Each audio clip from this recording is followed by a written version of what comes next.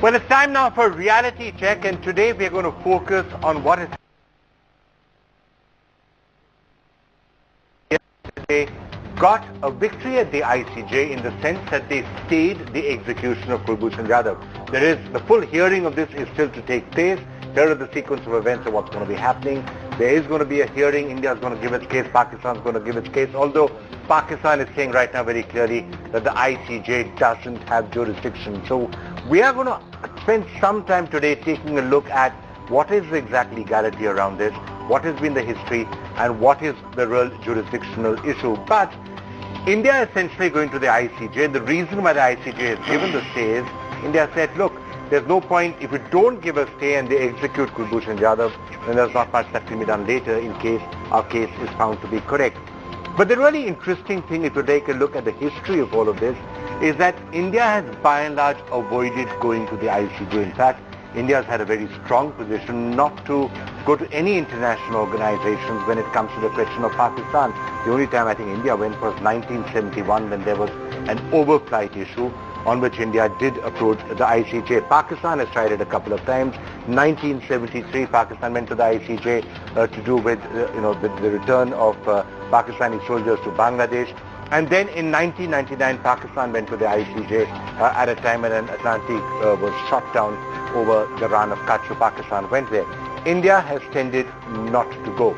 And the reason why India has tended not to go is that India has referred to something that was done way back in 1974. India made a declaration stating when it will really accept the jurisdiction of the ICJ. And India at that time said that in any dealings with another Commonwealth country or matters of hostilities, it will not be accepting the ICJ or any other international mediation. That's been India's position.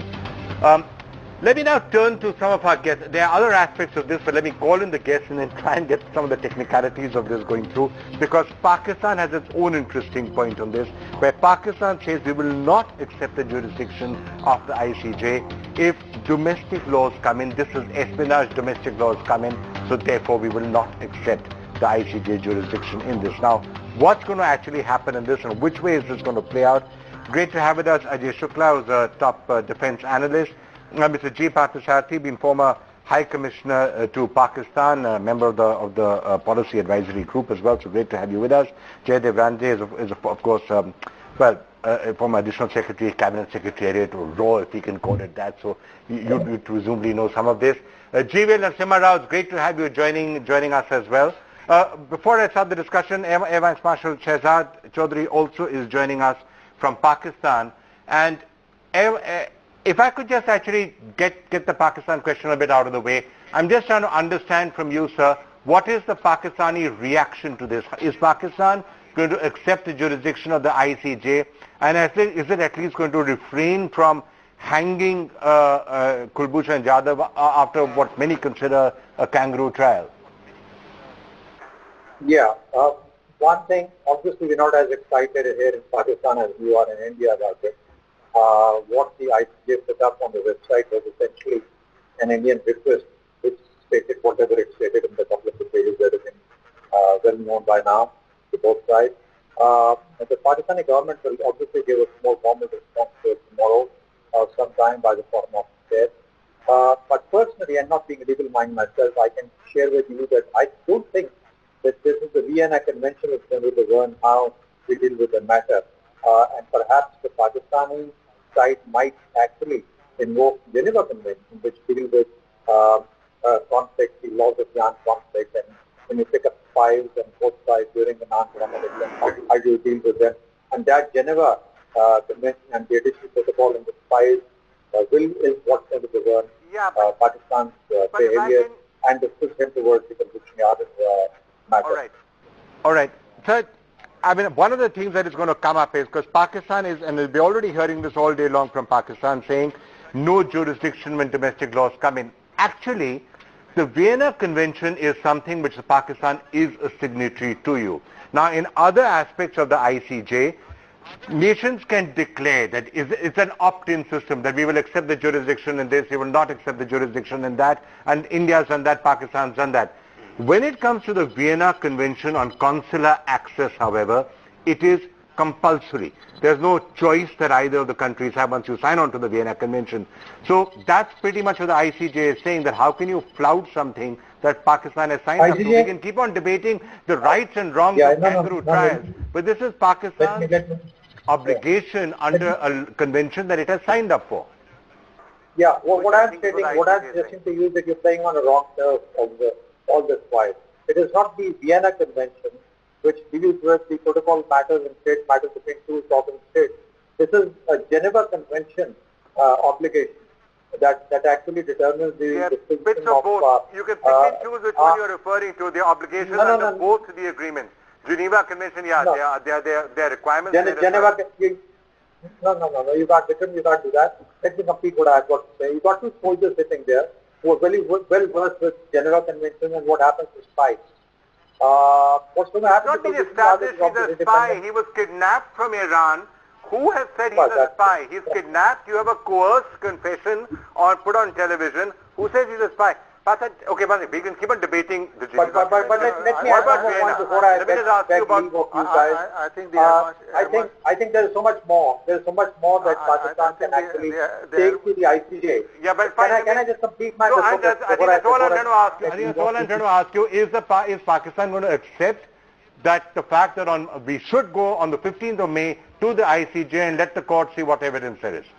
Will Pakistan will have a lot more. Will Pakistan accept the jurisdiction of the ICJ, yes or no? Pakistan has been saying this for a long time. I think Pakistan needs to take Kashmir, the plight of the Kashmiris, and of course all the other problems that have plagued our relationship for a long, long time. I think Pakistan would rather take all those also.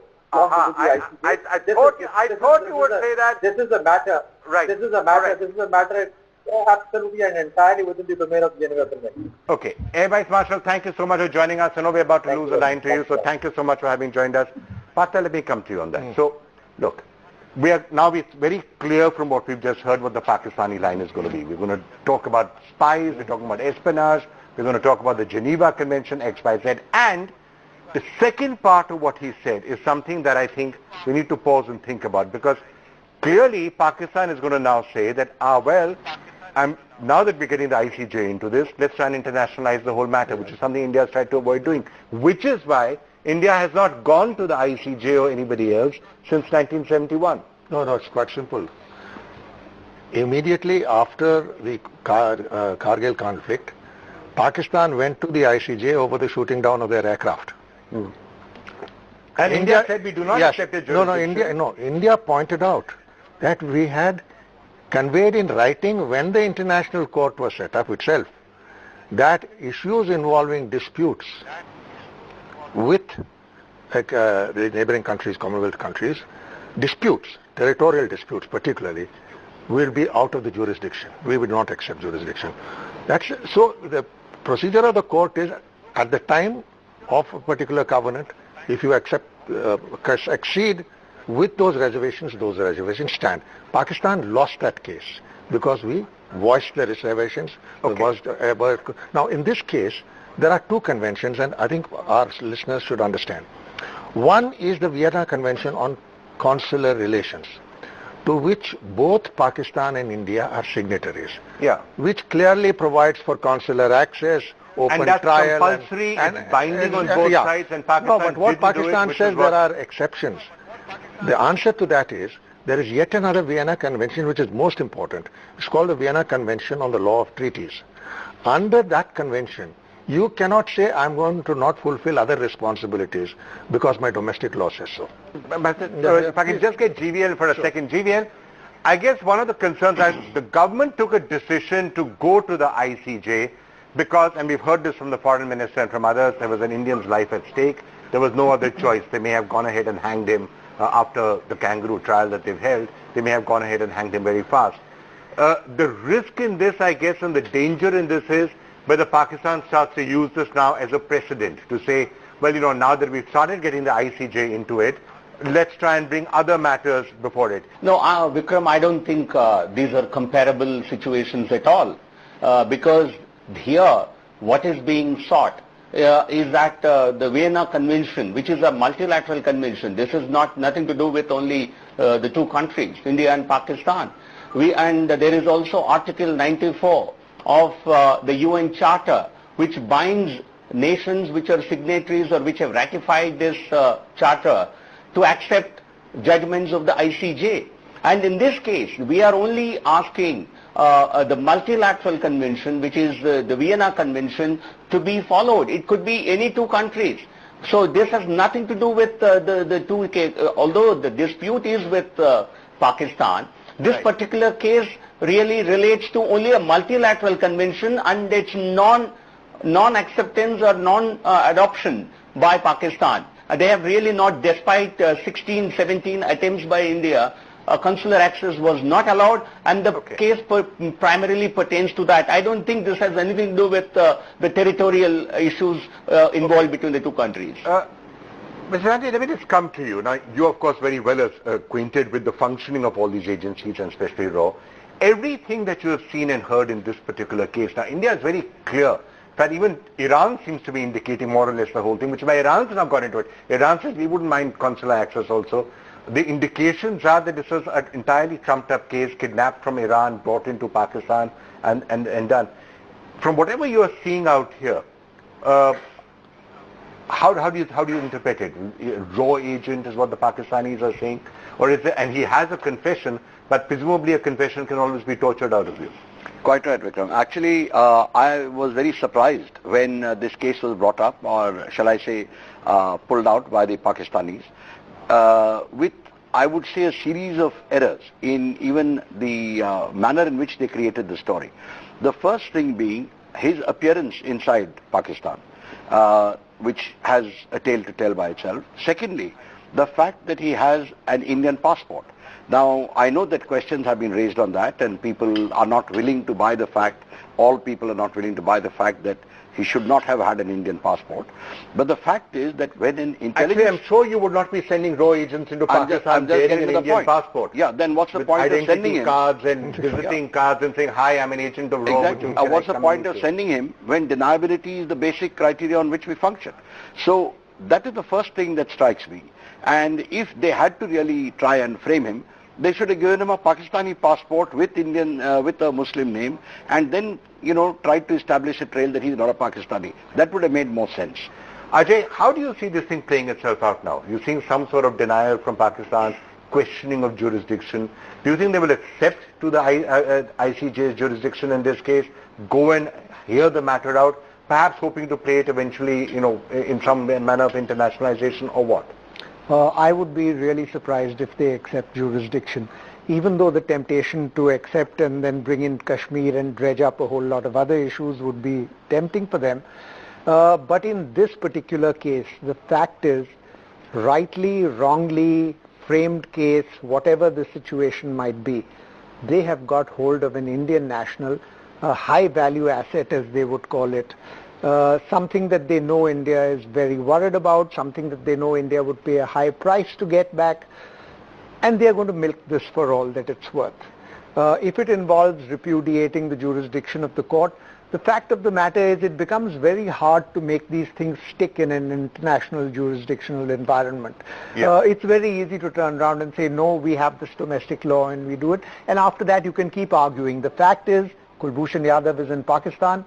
Pakistan is going to demand a high price for this. We don't know whether it's in terms of a prisoner exchange, because the prisoner that we do have of theirs is a questionable one. There are no indications right now that the government is thinking about a prisoner exchange. There is no indication. But you think that might be a denouement? But they could equally demand the restoration of dialogue. It's a political question now. He's right, it's a political question right now. Now, the government is really going out of its way. And in a sense, it's great to see that there's that sort of commitment to the life of one Indian in Pakistan, that, the government's gone to ICJ, overturning something which it has done for 30, 40 years. Politically, how is this being seen? Why the government is really putting a lot of capital behind Kulbhushan Jadhav? Could you explain the thinking behind that? No, Vikram, I think the kind of sensitivity this government has shown from 2014. This is not, I think you might want to see this as a very special case, that this government and this administration has shown such sensitivity to every Indian national in every part of the globe. I think this is not an isolated incident as you perhaps want to make it to be. The reality is that every Indian in distress in every part of the world was reached out directly by the foreign ministry and at the highest level in the same manner. So this government has totally, supposing the Pakistani, Ajay was saying that Pakistan might ask, Ajay was saying that Pakistan might ask for quid pro quos. Okay, we'll release him provided ABC things happen. Would the government consider that a prisoner exchange, for example? No, I think these are speculative questions, and honestly, I think the fact that the consular access also was denied and the international conventions have not been followed, clearly, I think we have a very strong case. And I think before the international community, Pakistan would actually be getting further exposed if a final order were to be delivered by the court in the next few days when the court examines the matter in detail. Okay. Partha, what happens, A, if Pakistan doesn't show up at all and says we don't accept your jurisdiction? B, what happens if they show up and then say we will not accept the verdict of the ICJ because this is not something that is binding on us? Our domestic laws apply. We've tried him as a spy. He's been found guilty of being a spy and we're going to execute him anyway. What happens in both those cases under law? That's all fine. There are a couple of things. One, with regard to this, the ICJ will have to give a judgment, and that judgment will be based on its statutes and these two conventions I referred to, law of treaties and on consular access, and on both Pakistan has a bad case.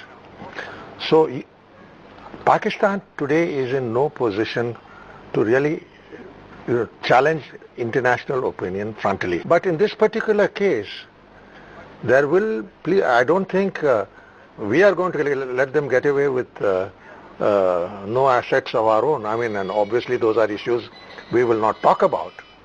So I think at a certain stage, when they have cooled off and got knocked in the ICJ, they will talk. I think because if they execute the man, after that they'll be belabored.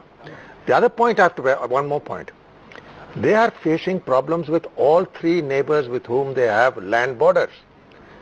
And the Iranians are persuaded of our case and are likely to push this further. The most important thing, as somebody was referred to here, is the internal dynamics. You can never know when the army wants to, make some crazy point. Okay. But we have to go on the business that it will be, if it is rational, then you have to look, as Ajay says, down the line. Okay. Can I just ask you, sir, let's face it, there's been agents in both countries. I'm sure there's been a long history of spying.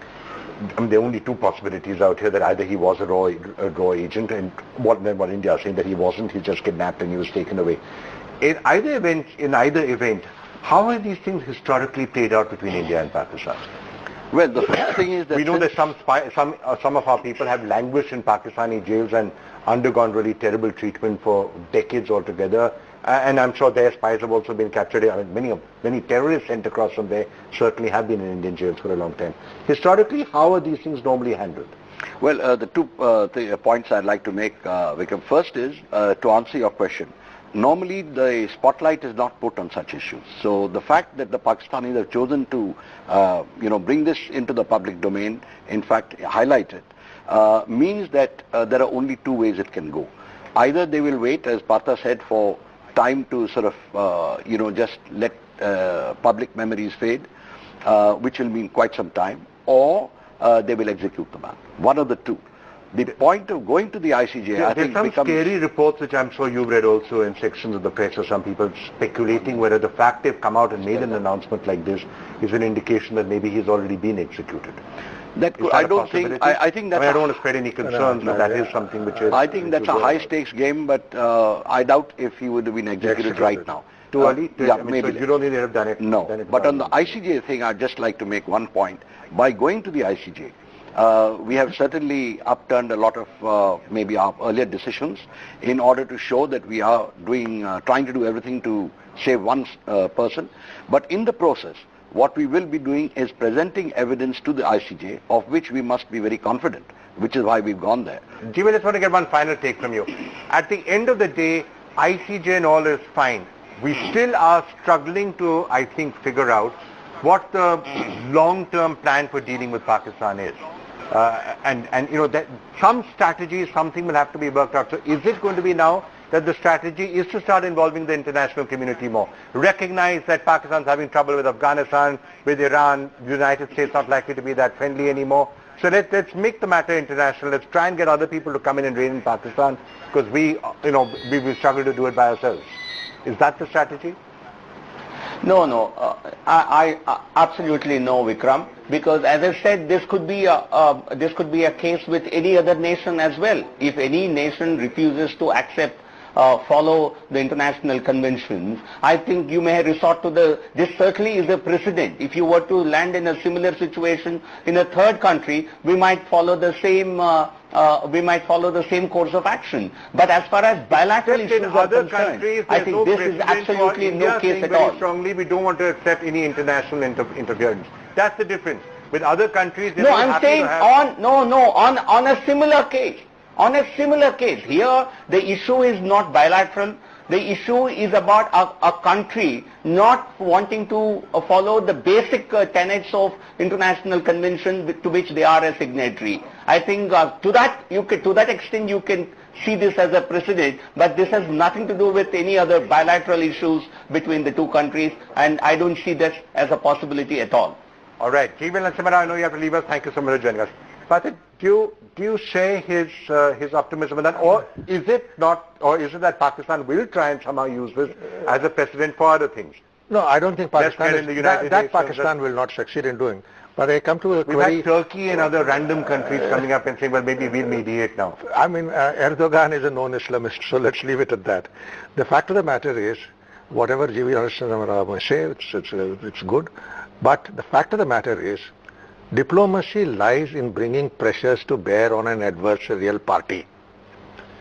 And to the extent that Pakistan has tied itself in knots across all its land borders, if we don't take advantage of that, we will be stupid. That's the other point is. Let me just get Ajay and Ms. Hande's reaction to that, then I'll come to your other point.